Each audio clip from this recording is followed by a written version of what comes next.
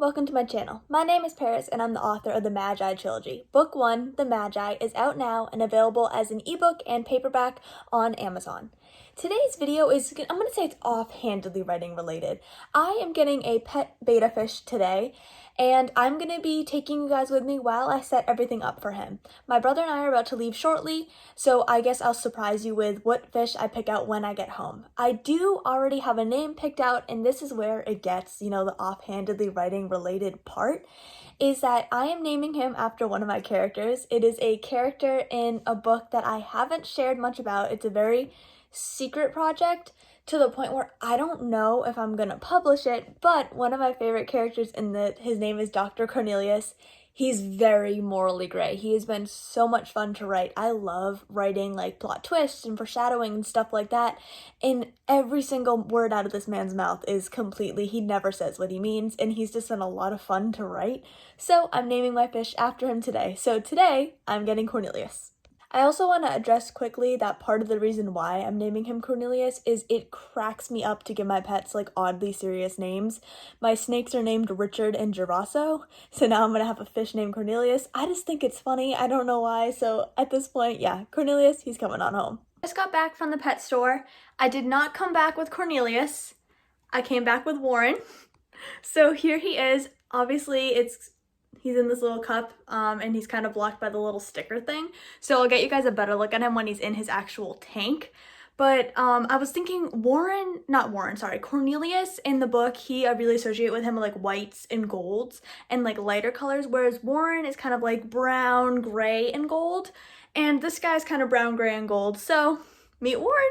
I'm going to set up something to put him over here, but because there's a window right near it and I sometimes open it, I don't want it to be too drafty for him, so I'm going to move him on my desk. I'm going to be replacing this thing right here because I don't want him in the sun all the time, and so I'm going to move him right over here. I just got to get something set up. Contrary to popular belief, it's really not a good idea to keep your betta in the little cup they come in.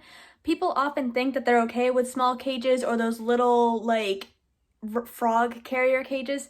They're really not. Bettas like more room, so I have a 3-gallon tank I'm setting up for him today. I've had several other bettas before. This is the tank I put them in. They like it. They like more space. The reason they're kept in those little cups at the pet store is because they're very territorial. They do not do well with other fish, and they really can only put one in a tank, so they put them in the little cups so the pet store can have more of them. Otherwise, they could have like 2 in the entire pet store. Is his tank here. As you can see, it needs to be cleaned, but I can't really use product on it because fish are very sensitive. So I'm gonna go and scrub it out really well with really just tap water, and then obviously I will put some slime in, etc. that will sterilize the water for him. I think that's the right word. This is my first time doing a voiceover, so we will see how it goes. Right now, what I'm doing is I'm fully cleaning his cage. I'm cleaning everything I am putting in it, and I tried a live plant for him for the first time, and it's still alive, guys. It's been, what day is it? It's been about 3 days I've had Warren now. His plant is still kicking, so we're doing good with that.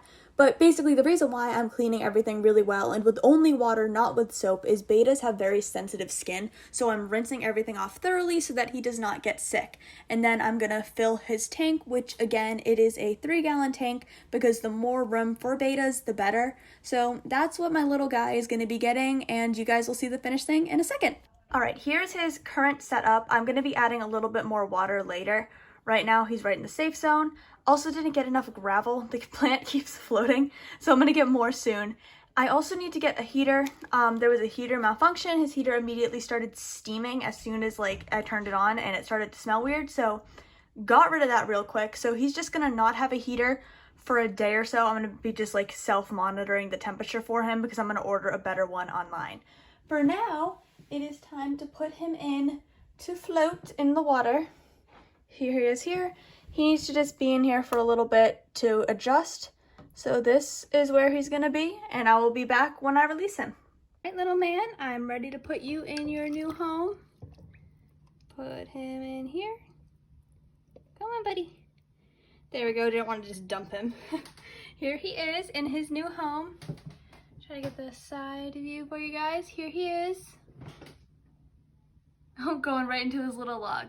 So he is settled in now. I'm gonna add a little more water in a minute, but here is his current setup. like I said, I'm gonna put an order in for a heater soon, actually in like a few minutes once I finish this clip, and then he's pretty much all set for now. I wanted to end this video with a little bit of a writer's encouragement, because when I was talking about naming Warren, or if I had used the name Cornelius, those are two names that I don't think any of you guys are familiar with in context to my writing. And the reason for that is because the novel that they are from is one that I don't really have immediate plans to publish. Maybe I will one day. Looking at it right now, I don't think I will. I wrote it kind of just for myself. I wrote it because I wanted to try something new. I had the idea and the passion for it, so I wrote it. And I'm here to tell you that that is okay.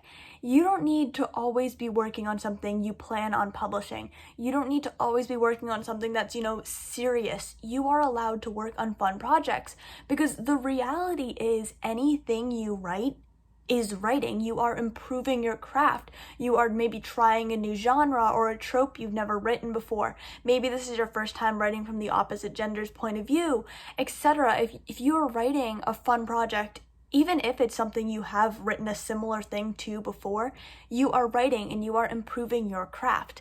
Now, obviously there comes a time where if you are planning on publishing a book and you have this timeline or this deadline in place, yeah, you do need to put that as a priority and you do need to work on these more serious projects. But it's okay to work on, fun stuff too, because again, it improves your craft. Now, I can't remember where I heard this from, but I have heard a quote before that it takes 100,000 photos before a photographer is ready to be in a gallery. Now, obviously that's a bit of hyperbole there, that's a bit of an exaggeration, but if you were to convert this over, I've heard it said that it takes 1 million words of fiction before you are ready for your book to be on a bookshelf. Now, have I written 1 million words of fiction?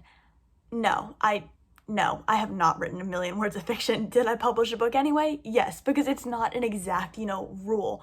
But the gist and what it's trying to say is that if you want to make a living, if you want to really make this your life, if you want writing to be what you do, then you need to write. And that means that sometimes you might not be working on this super serious project, because how are you going to improve if you don't practice? You can write projects that you're like, wow, this is never being seen by anybody but me. And that's perfectly okay, because you took the time to write, you tried something new, you wrote a trope you've never written before, or you had an idea for a genre that you don't really specialize in. Whatever it is, or it's something that you've written 1 million times before, you've written the same story with different characters dozens of times, that's not a problem either, because again, it is practice. You are improving your craft. So when I named my fish, when I named him Warren, that's from a project that I wrote just for me, just for practice. And you know what? I love the story. I had fun writing it, and I learned from it. I learned it's a genre I've never written in before, and I learned some skill from it, and I had to do some research for it that I'm actually going to be able to apply back into the Magi, because I have a king in it and I learned some more things about it. Actually, when I was writing this book, I actually did make edits in the Magi before I published it based off of it. When I was addressing, I believe I used to address king as Your Highness, and that's actually specifically for a princess, or I think a prince too, but Your Majesty is what you need to say, or Your Honor. Things like that. I learned it in this fun side project and I applied it to the Magi before publishing. Writing something for fun is not a waste of time. Writing something for fun is actually practice of improving your craft. Warren wants to thank you guys for watching this video. He is actually in the process of making a bubble nest as we speak, which is bettas make bubble nests when they are happy. So that is what he is doing in that corner over there. That is what all those bubbles are on the top of the water. Sorry for the blurry view, he's all the way in the back of his tank, but thank you guys for watching him join this writing family. Hopefully give him a warm welcome in the comments, and make sure to subscribe if you haven't already. For now, Warren wants you guys to have a great rest of your morning, evening, night, whatever time it is. Have a great day.